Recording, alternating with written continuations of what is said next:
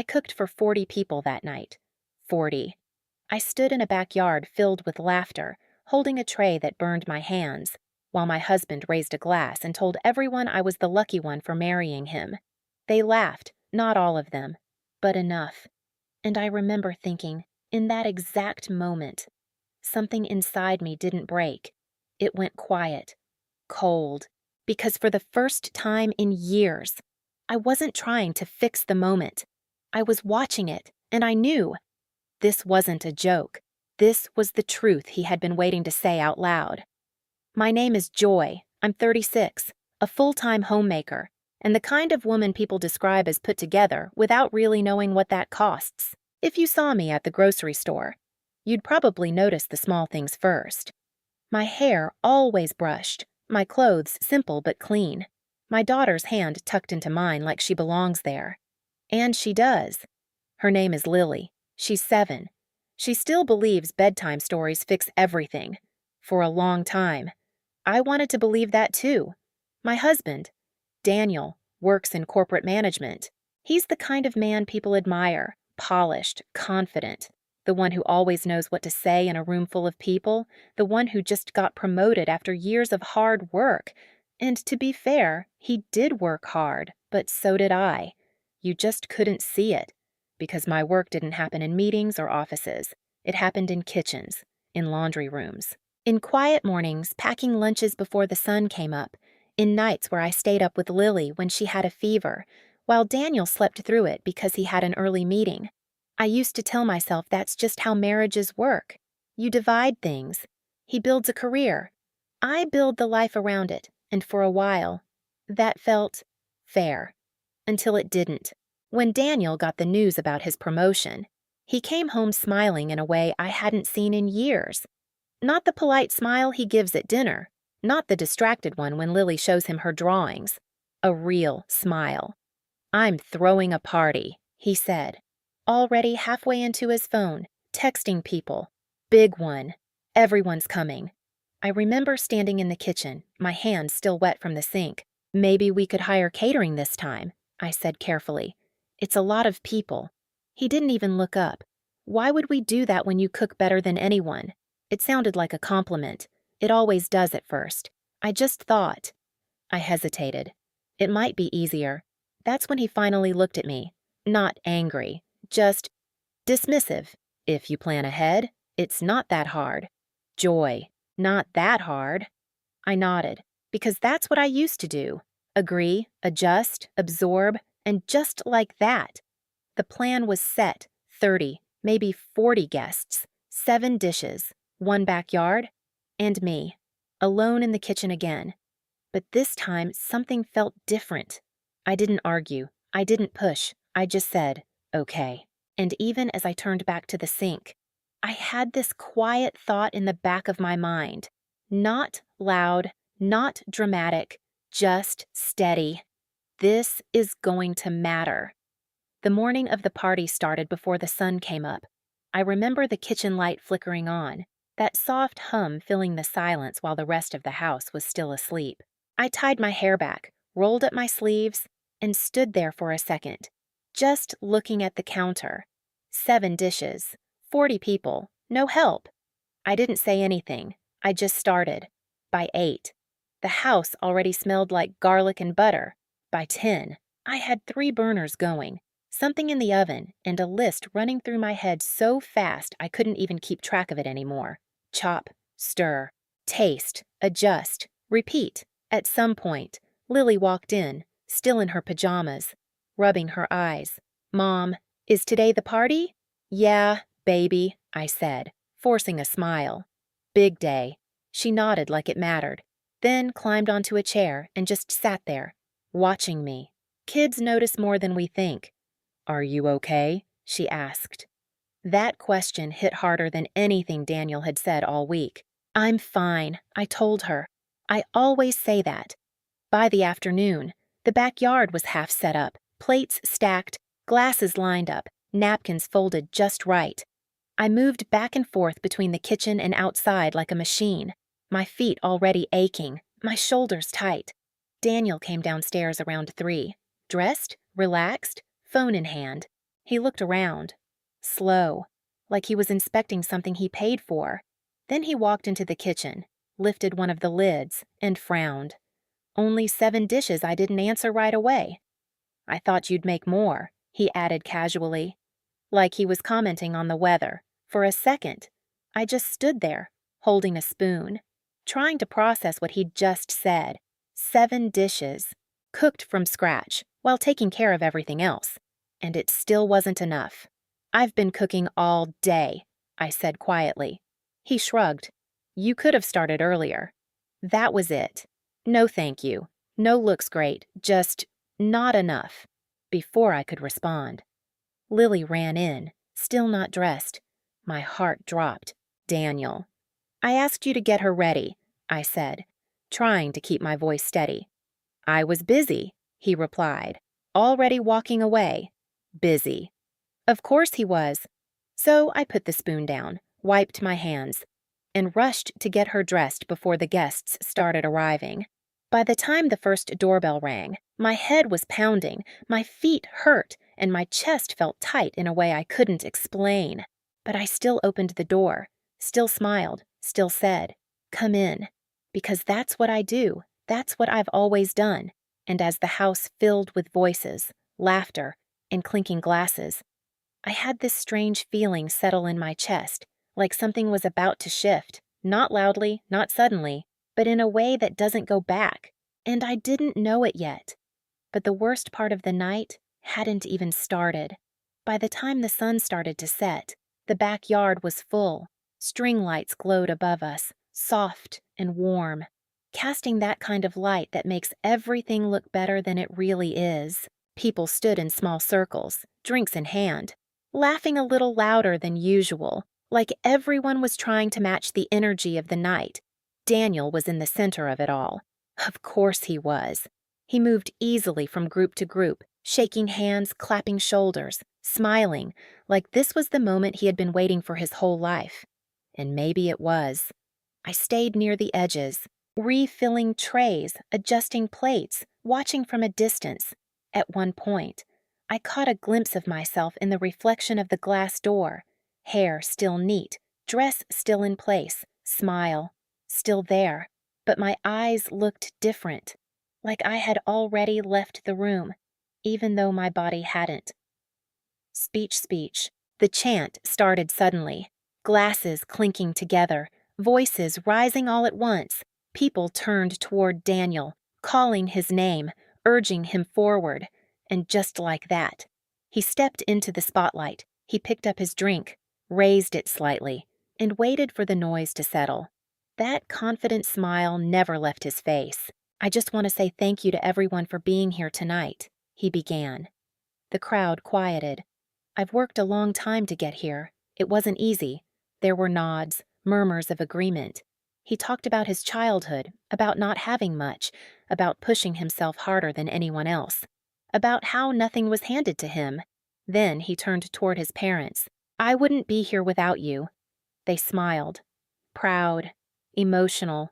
I felt my chest tighten a little, because I knew what usually came next. Family. He lifted his glass again. "And I'm grateful for my family." My breath caught. This was it. This was the moment I had been waiting for all night.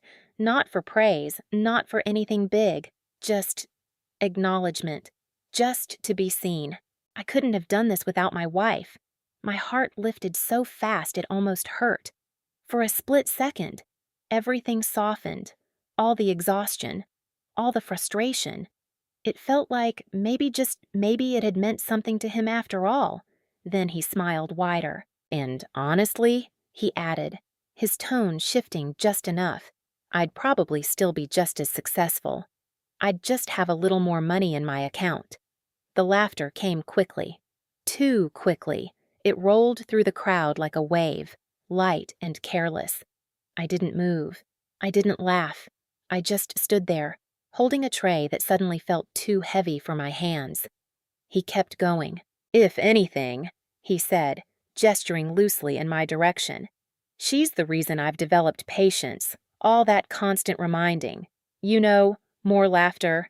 Living with her," he added, is like daily training. If I can handle that, I can handle any boss, this time." A few people hesitated. The laughter didn't land the same way. And then he said it, casually, like it was nothing. "Let's be real, though," he chuckled, lifting his glass again. "She's the lucky one. I gave her, and honestly, her whole family a better life. Where would they be without me?" Silence didn't come all at once. It spread, slow, uneven, like people weren't sure if they were still supposed to laugh. My fingers tightened around the tray. My chest felt hollow. Not broken, not even sharp. Just empty. Because in that moment, everything clicked into place. This wasn't a bad joke. This wasn't stress. This wasn't a misunderstanding. This was how he saw me. And for the first time in years, I believed him. I don't remember setting the tray down. I just remember the sound it made when it hit the table. Not loud, just enough for me to realize my hands were shaking. People started shifting. A few cleared their throats. Someone muttered something about the food being amazing. Daniel laughed again, like he'd just delivered the line of the night. I felt Lily's small hand slip into mine. She had wandered back outside without me noticing. "Mom," she whispered. I squeezed her fingers gently. "I'm okay," I said. But this time, I wasn't lying to her, because something inside me had changed. Daniel finished his speech like nothing had happened. People clapped, some louder than others. He soaked it in. The lights above him glowed warm, flattering. He looked successful, celebrated, untouchable. I clapped too. I clapped harder than anyone, not because I was proud, because I was done. After that, I didn't go back into the kitchen. I didn't refill trays. I didn't wipe counters. When someone asked where the extra napkins were, I smiled and said, "I'm sure Daniel knows." I took Lily upstairs before the party even started winding down. In her room, the air smelled like laundry detergent and crayons. She climbed into bed without complaining. "Why were people laughing at you?" she asked quietly. My throat tightened. "They weren't laughing at me," I said carefully. "Sometimes grown-ups laugh at things they don't really understand." She studied my face like she was trying to solve a puzzle. "Are you sad?" I sat beside her and brushed her hair back. "No," I said. "I'm thinking." That night, after the last guest left and the laughter faded into the street, I didn't go downstairs. I heard Daniel moving around, cabinets opening, glasses clinking. At one point, he called my name. I didn't answer. A few minutes later, his footsteps came up the stairs. He knocked once and pushed the door open without waiting. "What are you doing?" he asked. Irritation already in his voice. "People are still here." "It's your party," I said calmly. "You entertain them." He stared at me like I'd just spoken another language. "What's your problem tonight?" I looked at him fully. For the first time in years, I didn't soften my expression to keep the peace. "My problem," I said quietly, "is that you meant every word?" His jaw tightened. "Oh my God." Joy. "It was a joke." "No," I said. "It wasn't." He scoffed. "You're being dramatic." That word, dramatic. It had shut me down so many times before, but not anymore. If it was a joke, I asked, why did it feel so true when you said it? He didn't answer that. Instead, he rolled his eyes and muttered something about me ruining his night. And that was it. That was the moment.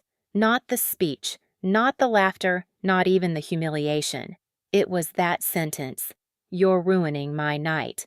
Like I was the inconvenience. Like I was the disruption. Not the woman who had carried his child. Not the woman who left college because he asked her to keep the baby. Not the woman who sat alone in a hospital room while he was out celebrating with friends. Not the woman who cooked, cleaned, managed bills, organized appointments, handled school meetings, took care of his sick dog until it passed, and begged him to help my parents when they were drowning in debt. And yes, he helped them. After I pushed. After I reminded him that I had never once asked him for anything for myself. He paid around $50,000 to clear the remaining bills, and he never let me forget it. "I saved your family," He'd say whenever we argued, like I owed him interest, like gratitude was supposed to last forever. Standing in that doorway, watching him dismiss me again, I saw the pattern, clear, sharp, ugly. He didn't see partnership. He saw transaction. He brings in money. I provide service, and if he ever does something generous, I owe him silence. So I stopped talking. I didn't fight that night. I didn't yell. I just said, I'm not cleaning up, and I meant more than the dishes. The next morning, he walked into the kitchen and stopped, plates still on the table, glasses scattered, food containers open, laundry basket full. He looked around like the house had betrayed him. "What is this?" he demanded. "This," I said evenly, pouring myself coffee, "is what it looks like when I stop." He stared at me like I'd slapped him. "You haven't cooked. You haven't done laundry." "The house is a mess.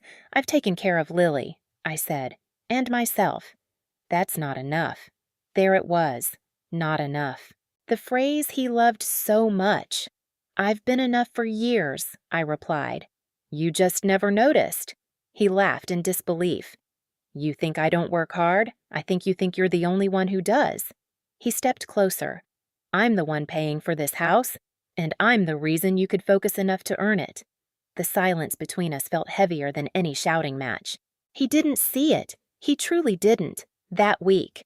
I stopped doing everything that made his life comfortable. No ironed shirts, no packed lunches, no neatly folded laundry waiting in his closet. On Friday morning, he stormed into the bedroom holding an empty hanger. "I don't have a clean shirt," he snapped. "You know how to use the washer," I said. He looked offended. "You're being petty." "No," I replied. "I'm being equal." That word hit him harder than I expected. Equal. He raised his voice, accused me of disrespect, said I was ungrateful, said I was forgetting everything he'd done for me. But I wasn't forgetting. I was remembering. Everything. The nights alone, the sacrifices, the silence. And as he stood there, angry because he had to wash his own clothes, I realized something almost laughable. He wasn't mad because he loved me. He was mad because the system was collapsing. Over the next few weeks, the tension grew. He tried guilt first. "You're acting different." Then suspicion. "Is there someone else?" Then threats. "You'll regret this." I didn't react. "I got a part-time job. He didn't like that." "You should be home." "I am home," I said. "Just not only here." Part-time turned into full-time within 4 months. I opened my own bank account, saved every paycheck, kept records of expenses, payments, bills, rounded numbers, clean math, no secrets, just preparation. 6 months after that party, I found a small apartment in the same city. Nothing fancy, safe, close to Lily's school. I packed quietly while he was at work. When he came home, the house felt different, quieter, lighter. My key sat on the kitchen counter. Next to it, divorce papers. Simple, clear, legal. He called my name like he expected me to answer from the next room, but I wasn't there. I was already gone. And for the first time in my life, I didn't feel small. 4 months after I left, the divorce was finalized. It wasn't dramatic. No shouting in a courtroom, no slammed doors, just paperwork, signatures, and numbers on a page that finally reflected reality. The court granted what was fair: child support, alimony, nothing extravagant, just enough to balance what had always been uneven. Daniel fought it at first, delayed responses, claimed I was overreacting, told anyone who would listen that I was going through a phase. But documents don't care about pride. Records of payments, records of income, records of expenses.